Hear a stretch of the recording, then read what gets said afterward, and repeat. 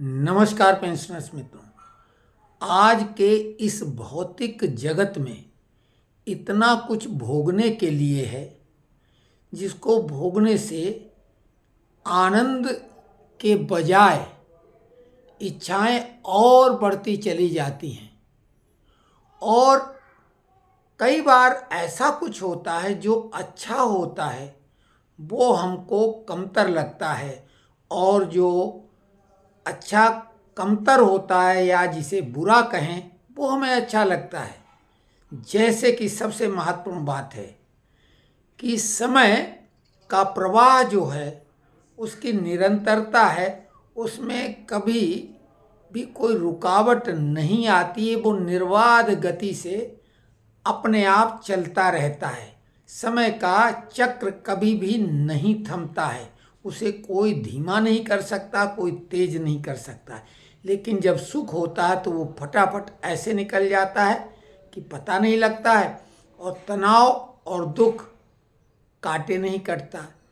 अब एक बात और महत्वपूर्ण है कि बचपन, जवानी और बुढ़ापा मोटा मोटी जो तीन अवस्थाएं हैं, तो बुढ़ापे को लोग अभिशाप सरीका समझते हैं, जबकि बुद्धिजीवियों के हिसाब से या खुद आकलन मनन करें तो बुढ़ापा वो आप चाहें तो सबसे अच्छा कालखंड मान सकते हैं जीवन का।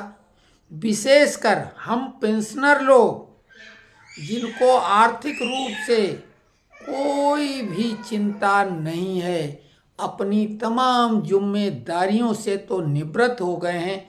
अब हमारे पास अधिकार हैं, मान सम्मान अर्जित करने को है, लेकिन इसके लिए हमें भी कुछ अपनी सावधानियां तो बरतनी होंगी और अपनी सोच को बदलना होगा। तो आज जो ये मोबाइल जिसके माध्यम से आप हमसे जुड़ते हैं, ये मोबाइल एक कमाल की भौतिक वस्तु है, जिसको अगर एक दिन के लिए भी आपसे विलग कर दिया जाए तो आप बेचैन हो उठेंगे। लेकिन इसमें जो तमाम ज्ञान का सागर है, हिलोरें ले रहा है, उनका आप कितना आनंद लेते हैं, कितना फायदा उठाते हैं, और कितना इससे कचरा जो है या इसका प्रदूषण है उससे ग्रसित होते हैं। तो आज हमें व्हाट्सएप पे एक ऐसा लेख मिला है जो हमें बहुत अच्छा लगा है, वो हम आपसे साझा करेंगे। लेख तो आते और जाते रहते हैं, लेकिन अंडरलाइन करना या उसकी चर्चा करने से वो चीज़ दिमाग में चली जाती है। एक बात और कहें, जैसे योग बहुत अच्छा है, लेकिन योग टीवी पे देखने से या किताबें पढ़ने से कोई लाभ नहीं देगा। योग करने से तो थ्योरी को प्रैक्टिकल अगर रूप न दिया जाए तो थ्योरी किसी काम की नहीं। तो जीवन में जो हम लोग ज्ञान के भंडार अगर न भी कहा जाए तो अनुभव के भंडार हैं। अपने अनुभव, अपने ज्ञान का हम अपने पे कम से कम अमल करें, जो अच्छा है उसको आगे बढ़ाएं और वो विरासत दे के जाएं। तो ज़्यादा और समय न लेते हुए हम वो लेख जस का तस आपके सामने उसका हम वाचन करेंगे। वो भाग्यशाली लोग हैं जो 60 पार कर गए। कनाडा में भारतीय मूल के डॉक्टर दिनेश छुरा 60 साल से अधिक उम्र के लोगों को बुजुर्ग कहने के बजाय भाग्यशाली लोग कहने की वकालत करते हैं। अपनी उम्र बताने जोड़ने का तरीका, यदि आपकी उम्र 60 वर्ष है तो उम्र 16 प्लस 44, अनुभव बराबर 60 वर्ष। डॉक्टर छुरा ने 60 साल के लोगों के भाग्यशाली व्यक्ति बनने के रहस्य को 37 वाक्यों में इस प्रकार समझाया है। नंबर 1, चलते रहो बिना किसी वजह के भी पैदल चलो। लिफ्ट का उपयोग कम से कम करें, लेकिन इन सब में आपके जूते अत्यधिक कंफर्टेबल होने चाहिए। नंबर 2, जब आप चिड़चिड़ा महसूस करें तो गहरी सांस लें। नंबर 3, व्यायाम करें ताकि शरीर में अकड़न महसूस न हो। नंबर 4, गर्मियों में एयर कंडीशन चालू होने पर अधिक पानी पिएं और हो सके तो एयर कंडीशन में न बैठें। नंबर 5, आप जितना चबाएंगे आपका शरीर और मस्तिष्क उतना ही ऊर्जावान होगा। यहाँ पे विदिन ब्रैकेट एक और बात कोट कर दें कि कुछ अनुभवी और ज्ञानी लोग कहते हैं पानी को खाओ और भोजन को, खाने वाली चीज को पियो। यानी पानी को घूंट घूंट करके आराम से उसके टेम्परेचर को मुंह में सेट करके धीरे धीरे गटको, और जो खाने वाली चीज़ है उसको इतना चबाओ कि वो बिल्कुल तरल हो जाए। नंबर 6, याददाश्त उम्र के कारण नहीं बल्कि लंबे समय तक मस्तिष्क का उपयोग न करने के कारण कम होती है। जैसे खिड़की दरवाजे अगर न खोलो तो फिर वो बंद होते हैं तो खोलना बड़ा मुश्किल हो जाता है। नंबर 7, ज़्यादा दवाइयाँ लेने की ज़रूरत नहीं है। ज़रूरत होने पर आपकी रसोई के मसाले व अन्य सामान आप दवाई की जगह प्रयोग में ला सकते हैं। फिर भी ज़्यादा ज़रूरी हो तो आयुर्वेद या होम्योपैथी का सहारा लें। समय समय पर ये बात हम कहते रहें। नंबर 8, रक्तचाप और रक्त शर्करा के स्तर को जानबूझकर कम करने की आवश्यकता नहीं है। ज़्यादा परेशान न हो। नंबर 9, केवल वही काम करें जिससे आप प्यार करते हैं, वह आपको उससे खुशी मिलती है। नंबर 10, चाहे कुछ भी हो जाए हर समय घर में नहीं रहना चाहिए। रोजाना घर से बाहर जरूर निकलें और टहलें भी। हम बिल्कुल ठीक उल्टा इसका कर रहे हैं, हम भी कोशिश करेंगे सुधरने की। 11, जो चाहो खाओ पर नियंत्रित मात्रा में। नंबर 12, हर काम सावधानी से करें। जल्दबाजी आपको महंगी पड़ सकती है, दुर्घटना से देर भली। नंबर 13, उन लोगों से भी बुरा व्यवहार न करें जिन्हें आप नापसंद करते हैं। स्वाभाविक है, जैसा देंगे वैसा ही आपको मिलेगा रिटर्न में। नंबर 14, अपनों व अपने जीवन साथी का ख्याल रखें। गाड़ी के 2 पहिया हैं, एक पहिया का आप अगर ध्यान नहीं रखेंगे तो वो भी दिक्कत। नंबर 15, बीमारी से अंत तक लड़ने के बजाय इसके साथ जीना सीखना बेहतर है। 16, मुश्किल समय में ईश्वर जी की मदद से आगे बढ़ने की कृपा मिलती है। नंबर 17, हर बार खाना खाने के बाद थोड़ा सा गुनगुना पानी अवश्य पिएं। खाना खाने के कम से कम 1 घंटे बाद पानी पिएं। खाना खाने के तुरंत बाद बैठकर पेशाब करने से आपके गुर्दे ठीक रहते हैं। 18, रात में जब भी उठें पानी कम मात्रा में अवश्य पिएं। 19, जब नींद नहीं आए तो ज़बरदस्ती न करें।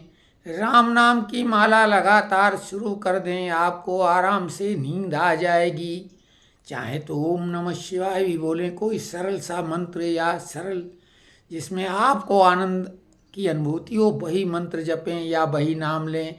नहीं तो अपने कोई फूलों को, अपने नन्हे मुन्नों को, अपने जिसमें आपको आनंद आए उसमें रम जाएं। 20, खुश मिजाज चीज़ें करना दिमाग को तेज करने वाली सबसे अच्छी गतिविधि है। इसमें आप हंसने का बहाना ढूंढ के भी हंसें या पार्क में या कहीं जाके ठहाके लगाएं। 21, अपने लोगों से बातचीत करते रहें। आपके पास कम लोग हैं या आप अकेले रहते हैं तो फ़ोन का इस्तेमाल करें। 12, एक पारिवारिक चिकित्सक को अपने आसपास जल्दी खोज लें ताकि ज़रूरत पड़ने पर उससे संपर्क साधा जा सके। नंबर 23, धैर्य रखें लेकिन अत्यधिक नहीं, या हर समय अपने आप को अच्छा बनने के लिए मजबूर ना करें।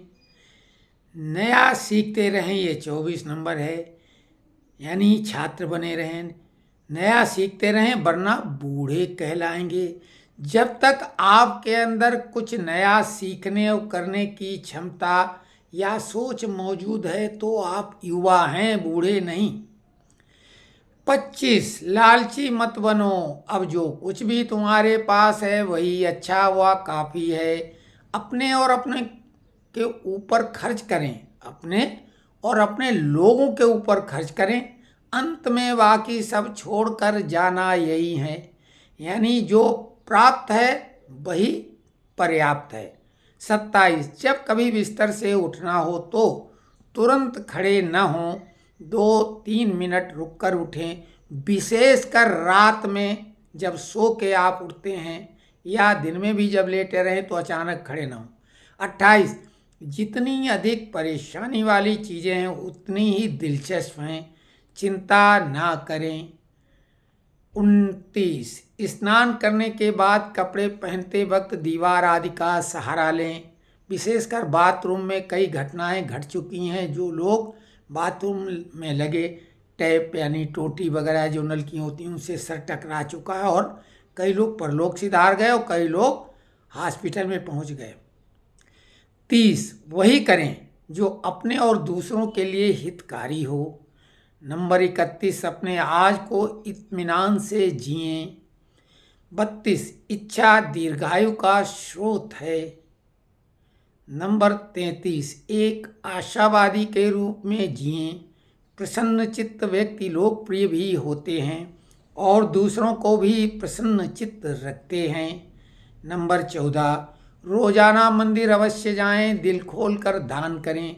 गौ माता जी की व अन्य जीव जंतु कीड़े मकोड़ों आदि की सेवा करें। अब ये हर व्यक्ति की अपनी सोच के अनुसार है। उसको उस परम शक्ति से जुड़ने का जो तरीका लगता है वो करे। प्रकृति प्रेमी किसी पेड़ पौधे के पास भी जा सकता है। गौ माता को जो माता नहीं भी मानते हैं तो प्रकृति को जिस रूप में भी वो आनंदित और लगता है कि सेवा भाव है तो वो करें। 35 जीवन और जीवन के नियम आपके अपने हाथों में हैं। 36 इस उम्र में सब कुछ शांति से स्वीकार करें। 36 गुण माने जाते हैं। कुंडली जब विवाह के लिए मिलाई जाती है तो 36 गुण मिलाए जाते हैं। तो 36 बातें हो गई। अब इन सब का सूत्र जो है 37वां है। ये सूत्र है वो 36 गुण पिरोए हुए हैं। 37वां मित्र सबसे ज़्यादा इसी उम्र में ज़रूरी हैं। अपनी एक मित्र मंडली बनाएं। स्वाभाविक है कोई पेंशनर्स ग्रुप हो, कोई सीनियर सिटीजन ग्रुप हो, एक से अधिक ग्रुप में जुड़ जाएं, कोई हर्ज नहीं, लेकिन कम से कम किसी एक ग्रुप का हिस्सा बने। जैसे कि हम लोग हैं, हम लोगों के 2 ग्रुप हैं, पेंशनर्स फोरम और पेंशनर सरस मंच, जो कि हम लोग बिल्कुल ये सूत्र तो पकड़ के चल ही रहे हैं। सुबह शाम उनके साथ हंसी ठिठोली करना आपके लिए अत्यधिक लाभप्रद होगा। आप किसी पार्क आज में बैठ सकते हैं या व्हाट्सएप ग्रुप बनाए हो अपने मित्रों के साथ खूब हंसी ठिठोली करें। पेंशनर सरस मंच में इसके लिए खुला प्लेटफॉर्म है तो उसमें खुल के हमने आपको बोला है कि कुछ भी आप संयत भाषा में जो अपने परिवारजनों को भी शेयर कर सकें ऐसी भाषा का इस्तेमाल करके कुछ भी कहीं से कहीं तक बात करें। बाकी का जीवन बोनस है, इसे बोनस समझकर जिएं, आनंद लें। सभी 60 पार कर चुके हुआ करने वाले मित्रों को समर्पित। हंसते रहिए, हंसाते रहिए, तंदुरुस्त रहिए। तो आज चश्मा लगा के ये वीडियो बनाया है। इससे जाहिर है कि हमारी निकट दृष्टि गड़बड़ है और दूर दृष्टि ठीक ठाक है। तो दूर दृष्टि तो सभी के लिए होती है, समाज के लिए, और निकट दृष्टि केवल अपने काम की है। हमारी कोशिश, हमको इसी में आनंद आता है कि कुछ भी अगर हमारे पास लगता है कि ये बांटने लायक है तो हम बांटते रहते हैं। बांटना विशेषकर ज्ञान को वो आपका कम भी नहीं होता है और सामने वाले में वितरित भी करते रहते हैं। लेकिन सबसे बेहतर है आनंद बांटना। आप कुछ ऐसा करें कि सामने वाले के चेहरे पर कुछ देर के लिए भी अगर मुस्कुराहट आ जाए तो क्या बात है। और अंदर से खिलखिलाहट पैदा कर सकने वाला व्यक्ति तो महानतम है। लेकिन हमने क्या मूल मंत्र दिया था, कई बार ये बात कही है, मन के हारे हार है, मन के जीते जीत, और सीखने की कोई उम्र नहीं होती है। तो आप आनंदित रहें, परम आनंदित रहें। और इस पर हम अपना लॉजिकली, चूंकि ये दूसरे के विचार थे, उनका नाम सहित उल्लेख करके ये बात हमने रखी। हम तो अपने विचार रखते रहते हैं, ओरिजिनल थाट हमारी इस संबंध में होगी, किसी दिन करें। अब इसको ये तो पक्का है कि 10-5 लोग जरूर देखेंगे, लेकिन देखने का कोई फायदा नहीं, सुनने का फायदा नहीं, बोर होंगे। इसमें 37 में से अगर 7 बातें भी अपने काम की निकाल के और अपने में अमल में ले आए तो जीवन आनंदमय है, सफ़र रुक नहीं सकता है।